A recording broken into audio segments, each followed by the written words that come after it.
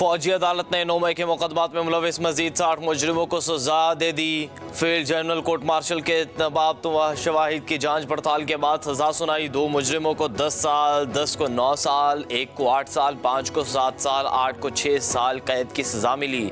1 मुलजिम को 5 साल, 11 को 4 साल, 2 को 3 साल, 20 को 2 साल कैद सुनाई गई। बानी PTI के भांजे हसन खान नियाजी को जिना हाउस हमला केस में 10 साल कैद की सजा सुनाई गई। जिना हाउस हमले में ब्रिगेडियर रिटायर्ड जावेद अकरम को 6 साल, कैप्टन रिटायर्ड वकास अहमद मोहसिन को 2 साल कैद बामुशक्कत की सजा दी गई। मियां इबाद फारूक को 2 साल, अली रजा मोहम्मद उमैर को 6 साल कैद की सजा दी गई। GHQ हमले में मुलविस राजा दानिश को 4 साल, हसन शाह को 9 साल कैद की सजा सुनाई गई। AIMRH Rawalpindi, Punjab regiment centre, Mardan, Timergara, Multan cantt, Kala Chakdara, Bannu cantt, PAF base Mianwali, Faisalabad में ISI ऑफिस पर हमले में मुलविस मुजरिमों को सजाएं दी गई।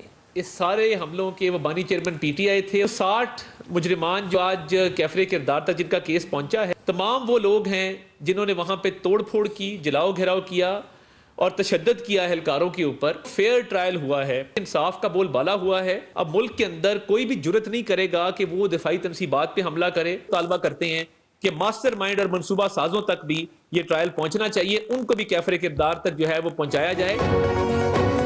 सानेहा 9 मई बानी PTI की साजिश थी। वफाकी वज़ीर इत्तलात अता तारड़ की इस्लामाबाद में मीडिया से गुफ्तगू कहा। 9 मई को लाहौर जिना हाउस, PAF मियांवाली, रावलपिंडी, कला चकदरा के मुलजिमान की तफसीलात सामने आई हैं। मुल्क के दिफाई इदारों को कमज़ोर करने की साजिश की गई। बानी PTI और उनके रुफ़गा ने 9 मई की मनसूबा साजी में हिस्सा लिया।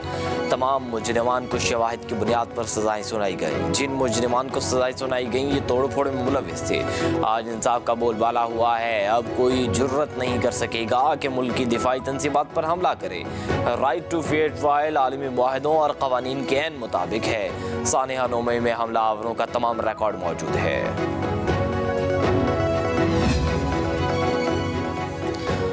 9 मई वाक़े की CCTV फुटेज सामने लाई जाएं। PTI मुज़ाकराती कमेटी की रावलपिंडी में अडियाला जेल के बाहर मीडिया से गुफ्तगू। साहबजादा हामिद रजा ने कहा, 26 नवंबर वाक़े में हमारे 164 कारकुन लापता हैं। 8 फरवरी को हमारा मैंडेट चुराया गया। पार्लियामेंट की 4 दीवारी को पामाल किया गया।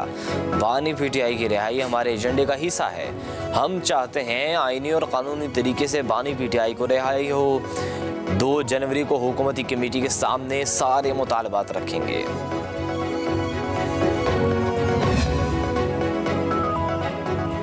बानी PTI ने कहा है कि सब कैदियों को रिहा करें। अगर मुझे जेल में रखना है तो रख लें। अलीमा खान की अडियाला जेल के बाहर मीडिया से गुफ्तगू। कहा, बानी PTI हाउस अरेस्ट में नहीं जाएंगे।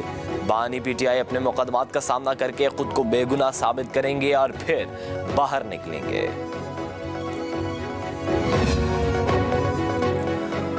पार्लिमानी जमहूरी सिस्टम मुज़ाकरात के बगैर नहीं चल सकता। मुज़ाकरात के लिए मिल बैठने से रास्ते निकलते हैं। मशीर बराए वज़ीर आज़म राना सनाउल्लाह की पब्लिक न्यूज़ के प्रोग्राम पाकिस्तान फ्रंट में गुफ्तगू। कहा, हुकूमत और अपोजिशन का मसले के हल के लिए मिल बैठना मुस्बत इशारा है। डेडलॉक किसी भी मसले को बढ़ाता है। PTI का मुज़ाकरात के लिए मौक़िफ़ अच्छा इक़दाम है। मामला तय पाने तक हमारा हक हुकूमत करना और एहतजाज करना अपोजिशन का हक है। राना सनाउल्लाह ने कहा, पीपल्स पार्टी के साथ हमारा कोई झगड़ा नहीं। फौजी अदालतों के मामले पर सुप्रीम कोर्ट के फैसले का इंतजार किया जाना चाहिए। उधर वज़ीर आज़म शहबाज शरीफ ने PTI से मुज़ाकरात के लिए बनाई कमेटी के रुकन सेनेटर इरफान सिद्दीकी को हुकूमती इत्तेहादी कमेटी का तर्जमान मुकर्रर कर दिया। सेनेटर इरफान सिद्दीकी सेनेट में पाकिस्तान मुस्लिम लीग नून के पार्लिमानी पार्टी के लीडर भी हैं।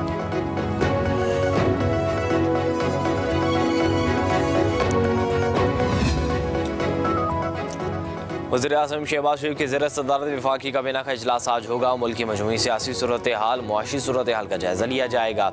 फ़ौजी अदालतों से सानेहा 9 मई के मुजरिमों को सज़ाओं पर आलमी रद्द-ए-अमल पर भी गौर होगा।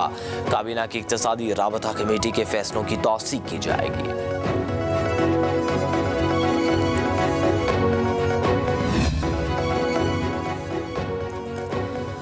अमरीकी सदर के खुसूसी नुमाइंदे रिचर्ड ग्रैनल का ज़मीर अचानक जाग उठा। मुस्लिम लीग नून के सेनेटर सीनियर रहनुमा ख्वाजा साद रफ़ी कहते हैं कि नवाज शरीफ की मुंतखब हुकूमत को अदलिया एस्टेब्लिशमेंट और तहरीक इंसाफ की मिली भगत से ख़त्म किया गया। 2018 के इंतखाबात में धांधली और अपोजिशन रहनुमाओं की तवील कैद पर ज़मीर खामोश रहा। फ़लस्तीनियों के कत्लेआम पर अमरीकी नुमाइंदा खसूसी का ज़मीर अब भी मुर्दा है। रिचर्ड ग्रैनल का ज़मीर सिर्फ साम्राज्यी मकासद पूरे करने के लिए जागता है। अमरीकी नुमाइंदे का इंसाफ, जमहूरियत और कानून की हुक्मरानी से कोई ताल्लुक नहीं। अमरीका का मकसद चीन ब्लॉक को तोड़ना और ईरान को घेरना है। पाकिस्तान मजबूत और महफूज है, अल्लाह हमारे साथ है। पाकिस्तान अमरीका के साथ बाहमी इज्जत और मफादात की बुनियाद पर मुस्बत ताल्लुकात का ख़्वाह है। उम्मीद है अमरीकी हुकूमत भी इस बात का ख्याल रखेगी। किसी एक शख्स की बुनियाद पर कोई राय नहीं दी जा सकती। अमरीकी हुकाम के साथ बातचीत जारी रखेंगे। तर्जुमान दफ्तर ख़ारजा का रिचर्ड ग्रैनल के बयान पर रद्द-ए-अमल कहा, पाकिस्तान अपने लोगों की सिक्योरिटी के लिए पुरज़्म है। अफगानिस्तान के साथ बॉर्डर वाले इलाकों में ऑपरेशन किए गए कार्रवाइयों का मकसद पाकिस्तानी शहरियों को TTP और दीगर दहशतगर्दों से बचाना है। पाकिस्तान अफगानिस्तान की खुद मुख्तारी और सालमियत की इज्जत करता है। हमने हमेशा बातचीत, दोस्ती और सिफारतकारी पर तवज्जो दी। हुकूमत को एहसास नहीं, अंधी गोलियों से कितने घर उजड़ गए। हुकूमत को गोली क्यों चलाई गई का जवाब हर सूरत देना होगा। बानी PTI की रिहाई उन कारकुनों की कुर्बानी का समर होगी। उमर अयूब की अटक में गुफ्तगू। अपोजिशन लीडर को 26 नवंबर को जाम बहक होने वाले कारकुन मलिक अदरीस की घर आमद। लवाहिकीन से इज़हार ताज़ियत, कहा मलिक अदरीस जैसे बहादुर कारकुनों के बिछड़ने का अफसोस है। कारकुनों के ख्वाब अधूरे नहीं रहने देंगे। ज़िले शाह से लेकर मलिक अदरीस तक हर कारकुन के खून का हिसाब लेंगे। हदफ है तकरीबन 13.5% पे जाने का इंशाल्लाह अगले 3 साल में। उसके लिए बड़ा इम्पोर्टेंट है कि हम ये टैक्स टू GDP, उसका जो रेवेन्यू टारगेट है, उसको इंशाल्लाह हम मीट करें। अगर और जहां हम उनके साथ गुड फेथ में बात करें, उनको कोई सरप्राइजेज ना दें, कोई ऐसे काम ना करें जो हमने कहा कि हम करेंगे और उसको ना करें। मैं बहुत उम्मीद रखता हूँ कि IMF के साथ हम इंशाल्लाह इस पूरे प्रोग्राम पे we will continue with tax चोरी रोकना होगी। टैक्स रिटर्न्स जमा ना करवाने वालों के खिलाफ कार्रवाई होगी। हमने टैक्स सिस्टम मुस्तकिल बुनियादों पर ठीक करना है। हमें अपने खसारों को कंट्रोल करना होगा। वज़ीर ख़ज़ाना मोहम्मद रहीम ज़ैद की न्यूज़ कॉन्फ्रेंस, कहा मुआशी इस्तेहकाम के लिए टैक्स इकट्ठा करना नागुज़ीर है। टैक्स के निज़ाम में इस्लाहात लाई जा रही हैं। टैक्स तरमीमी बिल का मकसद टैक्स नेट बढ़ाना है। बेहतरीन टैक्स निज़ाम से रेवेन्यू इकट्ठा करने से मदद मिलेगी। मोहम्मद औरंगज़ेब ने मज़ीद कहा कि FBR का निज़ाम बेहतर हो रहा है। डिजिटलाइजेशन से रेवेन्यू में इजाफा होगा। टैक्स टू GDP तनासुब आइंदा 3 साल में 13% तक ले जाएंगे। महंगाई की असल वजह मिडल मैन है।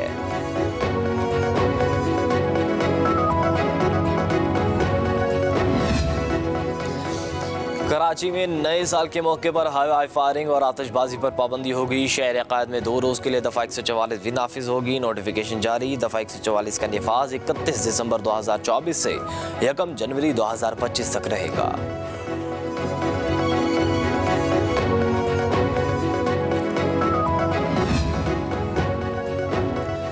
मुल्क भर में सर्दी का राज, पहाड़ों पर बर्फ की सफ़ेद चादर बच गई। बलूचिस्तान में पाइपलाइनों में भी पानी जम गया। खैबर पख्तूनख्वा की बलाई इलाकों में वक्फे से बर्फबारी। लेह का पारा -13, स्कर्दू -11, और गोपस का -8 रिकॉर्ड। गिलगित में दर्जा हरारत -7, कोयटा और ज़ियारत में -6 डिग्री सेंटीग्रेड तक गिर गया।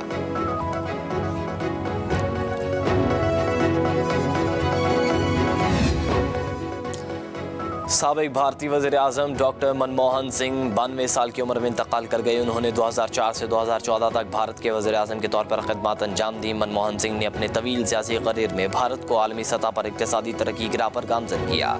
उनकी क़यादत में भारत ने 1991 की इक़्तिसादी इस्लाहात के दौरान अहम तब्दीलियाँ की, जिसके बाद मुल्क की मईशत ने तेज़ी से तरक्की की।